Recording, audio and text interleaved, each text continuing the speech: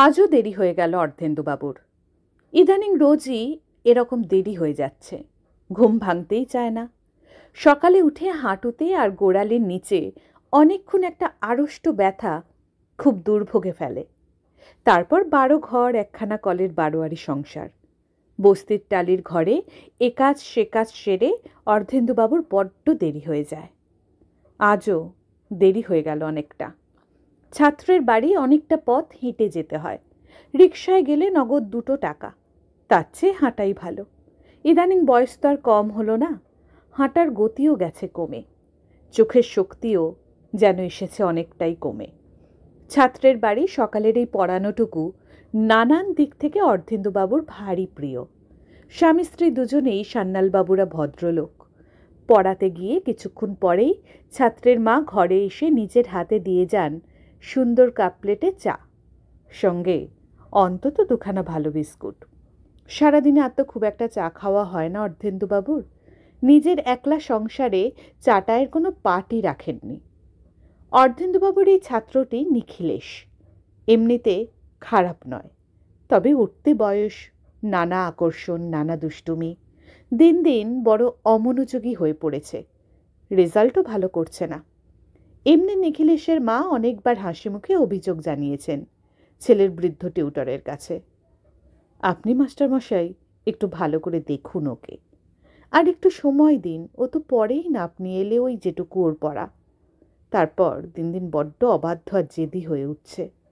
আপনি একটু কড়া হন মাস্টারমশাই। আজ মৃত্যুর পাড়ায় ঢুকেই অবনী ডাক্তারের চেম্বারে ঘড়িটা দেখলেন। না, সত্যিই আজ বড্ড দেরি করে ফেলেছেন। নিখিলেশের পরীক্ষা সামনেই।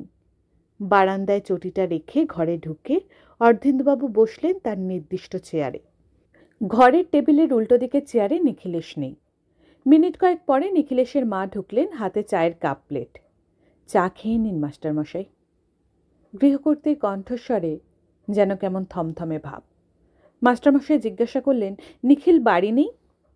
নিখিলেশের মা এই প্রশ্নের জবাব দিলেন না। বললেন, চাটা খেয়ে নিন, আমি আসছি। কেমন অবাক লাগলো অর্ধেন্দুবাবুর।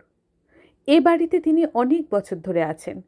কখনো এই মহিলাকে এমন গম্ভীর দেখেননি তিনি। নিখিলেশের মা আবার ঘরে ঢুকলেন, থমথমে মুখ। অর্ধেন্দুবাবু বললেন, আজও বড্ড দেরি করে ফেললাম মা। আসলে বয়স হয়ে যাচ্ছে তো। একসময় এটুকু পথ 5 মিনিটে পেরিয়ে যেতাম হনহন করে। রক্তের জোর গেছে কমে। এটুকু আসতে প্রায় 20 মিনিট লেগে যায়। বাতের ব্যথা তার ওপর। মাস্টারমশাই, এই নিন আপনার 1 মাসের টাকা। টাকা? এখন কেন? আজ তো সবে 10 তারিখ। এই তো 1 তারিখে মাইনে দিলে মা। উনি বলে গেছেন নিখিলকে আর আপনাকে পড়াতে হবে না। আপনি যথাসাধ্য করেছেন এতদিন। ওই নিজের বুদ্ধির দোষে গোল্লায় যাচ্ছে। ওর জন্য ওর বাবা একজন কড়া খাতের ইয়াং মাস্টার জোগাড় করেছেন। আপনি ভুল বুঝবেন না।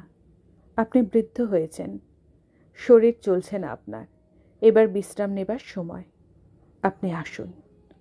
যাই, আমি রান্নাঘরে অনেক কাজ পড়ে আছে। টাকাটা পকেটে নিয়ে নিন মাস্টারমশাই। আসবেন মাঝে মাঝে।